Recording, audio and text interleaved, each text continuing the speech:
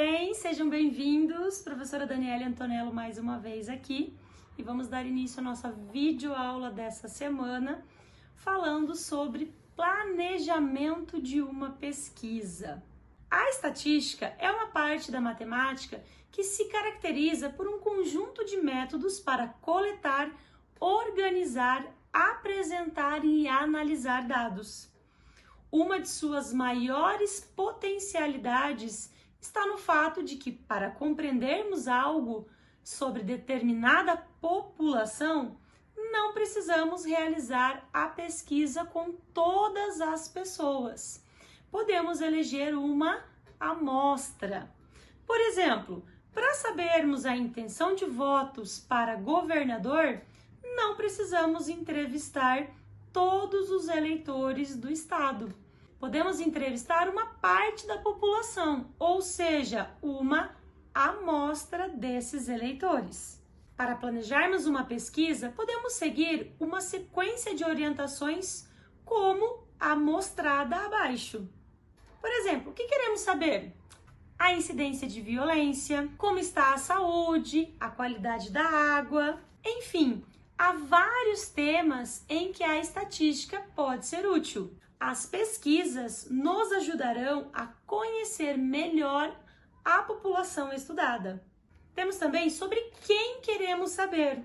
Qual a população pesquisada? A população pode ser a sua turma, os alunos da sua escola, os familiares dos seus colegas, os habitantes de uma cidade e etc. Quem nos dará as respostas e que perguntas serão feitas? Para sabermos mais sobre a população pesquisada, precisamos elaborar perguntas e decidir quem nos dará as respostas, ou seja, quem fará parte da amostra. Mas como vamos organizar as respostas que obtivemos? Não basta receber as respostas, é necessário organizar listas para o próximo passo. Como os dados serão apresentados? Podemos apresentar as respostas usando tabelas e gráficos de diferentes tipos. Mas e a que conclusões chegamos? É hora de interpretar os resultados obtidos. Para isso, podemos utilizar as medidas de tendência central, moda, média e mediana, além da amplitude.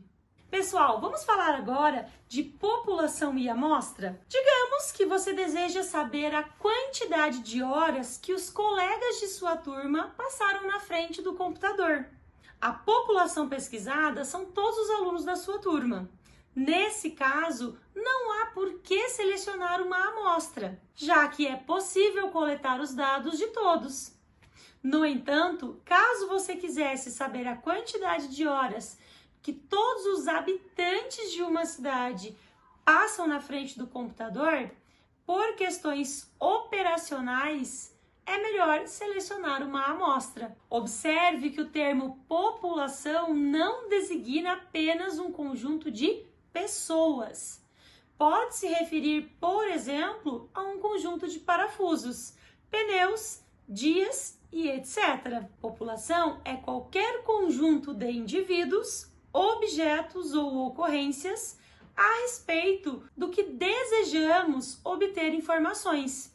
Já a amostra é parte da população, ou seja, é um subconjunto dessa população. Mas como compor essa amostra? A amostra pode ser de dois tipos. Ela pode ser aleatória. Nesse caso, seleciona-se por sorteio uma quantidade determinada de indivíduos da população a ser pesquisada.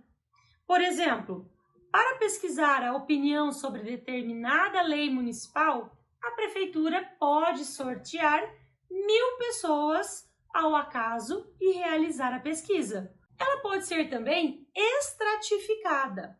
Nesse caso, deve-se tomar um extrato que seja representativo da população. E para isso são necessários alguns critérios. Esses critérios dependem, entre outras coisas, do que se pretende estudar.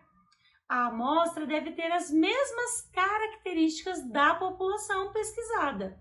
Por exemplo, se a população pesquisada é constituída na maioria de homens, Então, a amostra será formada, na maioria, por homens.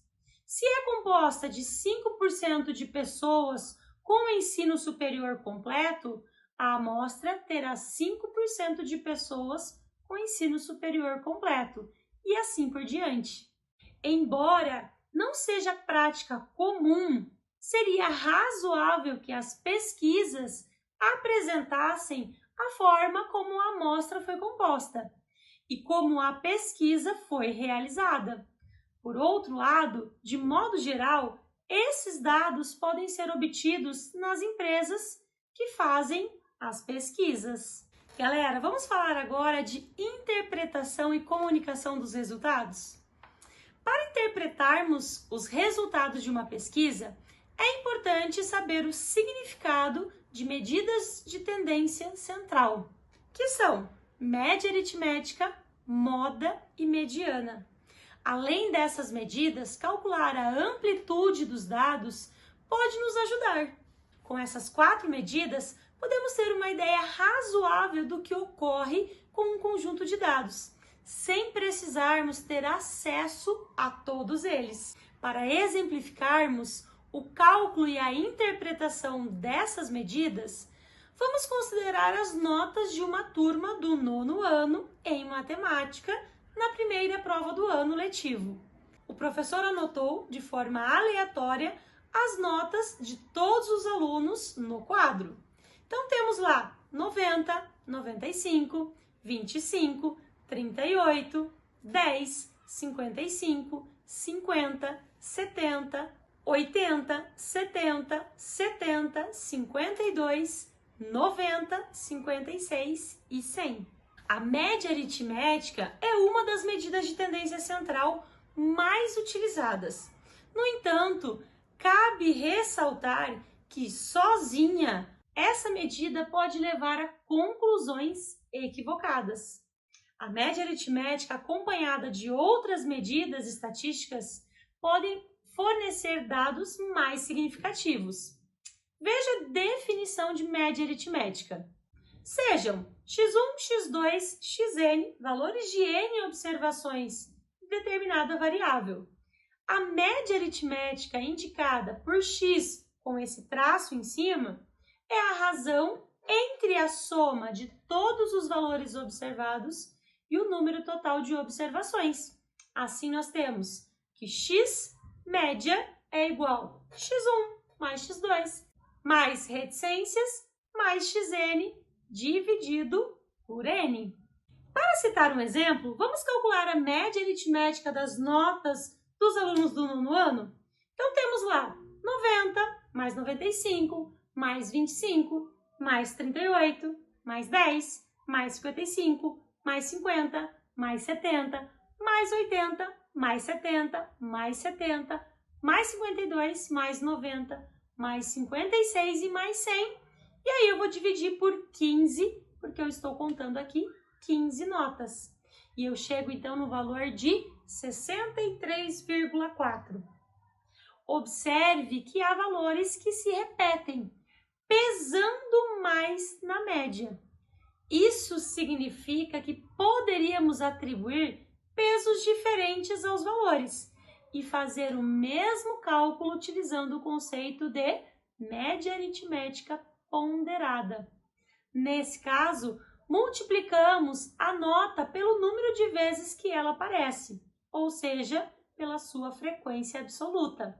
Da seguinte maneira: 2 vezes 90, mais 95, mais 25, mais 38, mais 10, mais 55, mais 50, mais 3 vezes 70, mais 80, mais 52, mais 56 e mais 100, também dividido pelo 15, e chegamos na mesma resposta, 63,4. Galera, outra medida de tendência central é a moda. A moda é o valor que apresenta maior frequência em um conjunto de observações, ou seja, é aquele valor que mais se repete em um conjunto de dados. Galera, no caso das notas dos alunos do 9º ano, a moda é o 70, pois ele aparece 3 vezes. Podemos ter 2 ou mais valores para a moda em um conjunto de dados. Pessoal, a terceira tendência de medida central que nós vamos estudar agora é a mediana. A mediana é o valor que separa a metade menor da metade maior de uma amostra, ou seja, é aquele termo central. Então, a mediana de um conjunto de observações x1, x2, reticências, xn, é o valor do meio do conjunto, quando os dados estão dispostos em ordem crescente ou decrescente. Se n é ímpar, ou seja, se a quantidade de termos é ímpar, o valor é único. Se n é par, ou seja, a quantidade de termos é par, a mediana é a média aritmética dos dois valores centrais. Então, observe novamente as notas dessa turma do nono ano.